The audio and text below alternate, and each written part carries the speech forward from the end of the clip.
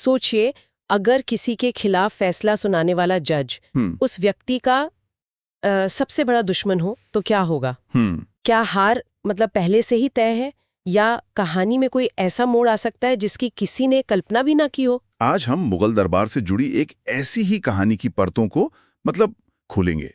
हमारे पास जो किस्से हैं वो सिर्फ अकबर बीरबल की चतुराई के बारे में नहीं है, बल्कि ये दरबार की राजनीति, इंसानी जलन और न्याय की एक बहुत बड़ी परीक्षा को भी दिखाते हैं। बिल्कुल, और हमारा मकसद सिर्फ कहानी सुनना नहीं है, बल्कि ये समझना है कि बीरबल ने कैसे एक लगभग हारी हुई बाजी को, जहां उनका विरोधी ही जज था, एक शानदार जीत में बदल दिया। तो चलिए सीधे चलते हैं बादशाह अकबर के दरबार में। हाँ, तो माहौल कुछ ऐसा है कि अकबर का दरबार लगा हुआ है। बीरबल की हाजिर जवाबी और बादशाह से उनकी नजदीकी की वजह से वो सबके चहेते तो हैं, लेकिन यही बात कुछ दरबारियों को पसंद नहीं है। बिल्कुल, और इन जलने वालों में सबसे आगे कौन थे?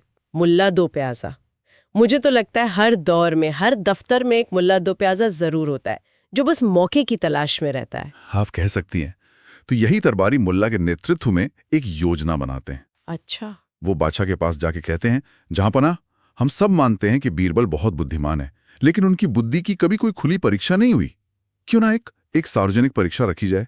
ये तो सीधी सीधी चुनौती थी, लेकिन अकबर को तो बीरबल पर पूरा भरोसा था, तो उन्होंने हाँ कर दी होगी, है ना? बिल्कुल। अकबर को लगा कि ये बीरबल के लिए अपनी काबिलियत दिखाने का एक और मौका होगा। लेकिन दरबारियों का असली मकसद कुछ और था। वो बीरबल की काबिलियत परखना नहीं, बल्कि उन्हें सबके सामने नीचा दिखाना चाहते थे। मतलब वो एक ऐसा मंच तैयार कर रहे थे जहां बीरबल की हार लगभग तय लगे। एकदम सही। तो जाल बिछाया जा चुका था। अगले दिन क्या हुआ? कहानी में असली ट्विस्ट तो यहीं से आया होगा। हाँ, अगले दिन दरबार में एक बहुत अजीब मामला पेश किया गया। क्या था मामला? एक तरफ एक अमीर व्यापारी था और दूसरी तरफ एक गरीब किसान। व्यापारी ने किसान पर अपना एक बेशकीमती हीरा चुराने का इल्जाम लगाया। और किसान बेचारा रो रो कर अपनी बेगुनाही की दुहाई दे रहा था। मामला इसलिए भी पेचीदा था क्योंकि ना कोई गवाह था, ना कोई सबूत। बस एक का आरोप था और दूसरे का इनकार। अच्छा, तो ये एक उसने कहा बनाम इसने कहा वाली स्थिति थी। ऐसे मामलों में तो फैसला करना बहुत मुश्किल होता है। और दरबारियों ने इसी का फायदा उठाया। उन्होंने फौरन कहा, जहांपना, ये मामला तो सिर्फ बीरबल ही सुलझा सकते हैं। अच्छा। बीरबल कुछ कहते उससे पहले ही मुल्ला दो प्याजा ने अपनी असली चाल चली। क्या कहा उसने? मुल्ला ने कहा, जहांपना, बीरबल की निष्पक्षता की असली परीक्षा तो तब होगी जब इस मामले में फैसला वो नहीं बल्कि उनका सबसे बड़ा विरोधी सुनाएगा, यानी मैं। एक मिनट, ये क्या बात हुई? ये तो न्याय के हर नियम के खिलाफ है। बिल्कुल। मतलब आरोपी का दुश्मन ही जज बनेगा। ये तो सीधे सीधे बीरबल को फंसाने का तरीका था। हाँ। वो हाँ कहते तो भी हारते और ना कहते तो भी हारते। आपने एकदम सही पकड़ा। ये एक ऐसा चक्रव्यूह था जहां हर दरवाजा हार की तरफ ही खुलता था। अगर बीरबल मना करते तो सब कहते कि वो डर गए, उन्हें अपनी काबिलियत पर भरोसा नहीं है, और अगर हाँ कहते तो नतीजा तो पहले से ही तय था। तो मतलब मुल्ला किसी भी हाल में किसान को दोषी ठहराता और ये बीरबल की हार होती। बिल्कुल। तो सबकी नजरें बीरबल पर टिक गई होंगी। मुझे तो लगता है कि बीरबल ने इसका कड़ा विरोध किया होगा, कहा होगा कि ये अन्याय है। सबको यही लगा। मुल्ला मनी मन मुस्कुरा रहा था कि आज तो बीरबल फंसी गया, लेकिन बीरबल ने कुछ ऐसा किया जिसकी किसी को उम्मीद नहीं थी। क्या किया उन्होंने? वो बस हल्का सा मुस्कुराए और बोले, मुझे कोई आपत्ति नहीं है, मैं चाहता हूं कि मुल्ला साहब ही इस मामले में जज की कुर्सी पर बैठें। कमाल है, मुझे ये बात समझ नहीं आई, बीरबल ने इतनी आसानी से ये शर्त क्यों मान ली? ये तो सीधे सीधे हार को गले लगाने जैसा था। देखने में तो यही लगता है, लेकिन बीरबल यहाँ शतरंज खेल रहे थे, कुश्ती नहीं। वो जानते थे कि अगर वो इस नियम का विरोध करेंगे तो वो डरे हुए या अहंकारी लगेंगे। अच्छा। वो लड़ाई को नियम सही है या गलत पर लाना ही नहीं चाहते थे, इसलिए उन्होंने उस अनफेयर नियम को ही अपना सबसे बड़ा हथियार बनाने का फैसला किया। मतलब उन्होंने इस चुनौती को एक अवसर में बदल दिया? हाँ, एक अवसर। कैसा अवसर? ये साबित करने का अवसर कि सच्चाई इतनी शक्तिशाली होती है कि उसे एक पक्षपाती जज भी झुठला नहीं सकता। अच्छा, तो अब खेल शुरू हुआ। मुल्ला जज की कुर्सी पर बैठ गया होगा पूरे आत्मविश्वास से। हाँ, मुकदमा शुरू हुआ। व्यापारी ने अपनी कहानी दोहराई, किसान ने अपनी बेगुनाही की कस्में खाईं, बीरबल बस चुपचाप खड़े सब कुछ देख रहे थे। उनकी ये चुप्पी मुल्ला को और बेचैन कर रही होगी। बिल्कुल।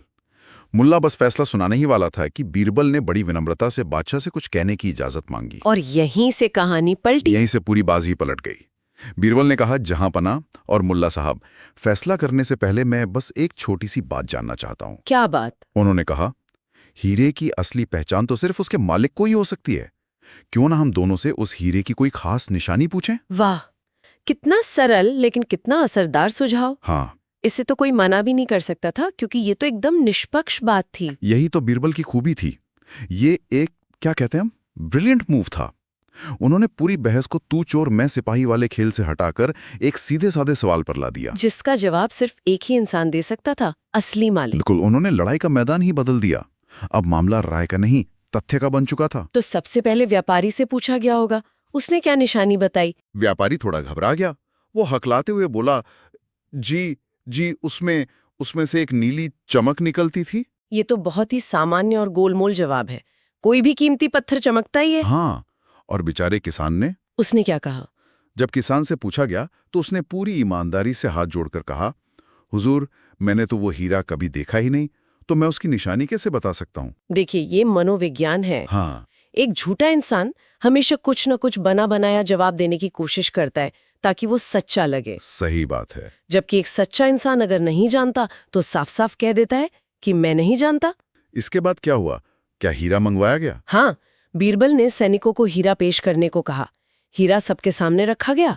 फिर बीरबल ने सबको बताया, इस हीरे के अंदर एक बहुत ही बारीक दरार है, जैसे कोई बाल फंसा हो। अच्छा? ये सिर्फ बहुत गौर से देखने पर ही दिखती है।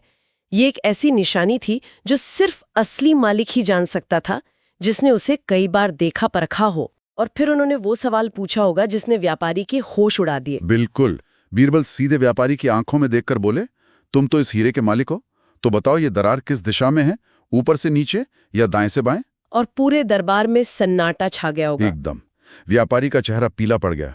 उसके पास कोई जवाब नहीं था। उसकी चुप्पी ही उसका सबसे बड़ा कबूलनामा बन गई। हाँ, बीरबल ने उसे झूठा साबित नहीं किया। उन्होंने बस उसे सच बताने का एक मौका दिया और वो बुरी तरह नाकाम रहा। अब मैं मुल्ला दो प्याजा का चेहरा देखना चाहती हूँ। वो तो अपने ही बिछाए जाल में फंस गया होगा। बुरी तरह फंस गया।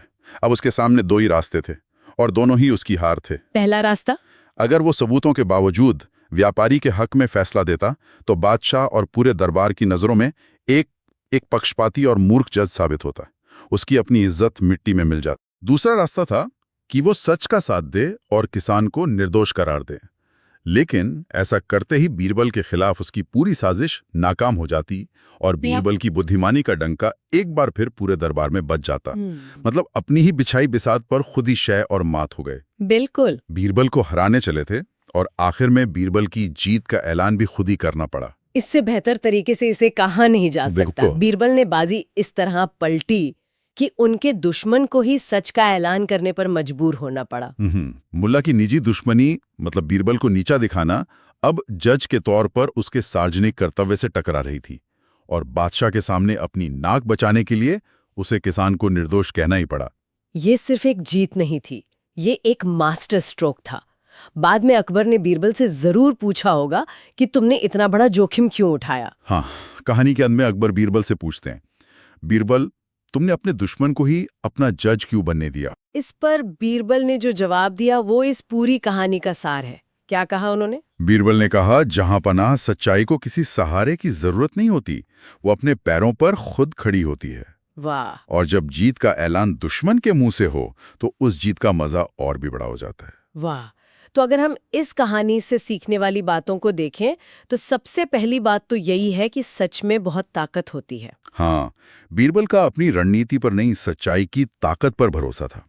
उन्हें यकीन था कि अगर वो सच को किसी भी तरह सामने ले आए तो कोई भी उसे झुठला नहीं पाएगा, चाहे जज उनका दुश्मन ही क्यों ना हो। दूसरी बात जो मुझे समझ आई वो है रणनीतिक सोच। मतलब अपने विरोधी की ताकत से सीधे टकराने की बजाय खेल का मैदान ही बदल दो। बिल्कुल। बीरबल ने इस मामले को व्यक्तिगत दुश्मनी और आरोपों से निकालकर अकाट्य तथ्य पर ला खड़ा किया। उन्होंने बहस को भावनाओं से हटाकर सबूतों पर केंद्रित कर दिया। और तीसरी और सबसे दिलचस्प बात जो मुझे लगता है वो है विरोधी की कमजोरी का उसी के खिलाफ इस्तेमाल करना। आपने बिल्कुल सही समझा। बीरबल जानते थे कि मुल्ला की सबसे बड़ी कमजोरी उसका अहंकार है और बादशाह के सामने अच्छा दिखने की उसकी इच्छा है। वो बादशाह के सामने एक काबिल और निष्पक्ष जज देखना चाहता था। बीरबल ने उसकी इसी इच्छा का इस्तेमाल करके उसे सही फैसला सुनाने पर मजबूर कर दिया। इस तरह दुश्मन अनजाने में ही न्याय का एक हथियार बन गया। हाँ। तो इस पूरी कहानी का मतलब सिर्फ किसी को मात देना नहीं है, ये सच्चाई में इतना गहरा विश्वास रखने के बारे में है कि आप उसे सबसे मुश्किल हालात में भी रखकर ये भरोसा कर सकते हैं कि अंत में जीत उसी की होगी। और ये आज के समय में भी एक बहुत महत्वपूर्ण सवाल खड़ा करता है जिस पर हम सब सोच सकते हैं। क्या सवाल? सवाल ये कि जब परिस्थितियां और व्यवस्था हमारे खिलाफ हो तो क्या उस व्यवस्था से सीधे टकराना ज्यादा प्रभावी है या फिर बीरबल की तरह कोई ऐसा चतुर रास्ता निकालना जिससे वही व्यवस्था, वही नियम सच्चाई के पक्ष में काम करने पर मजबूर हो जाएं? ये सोचने वाली बात है।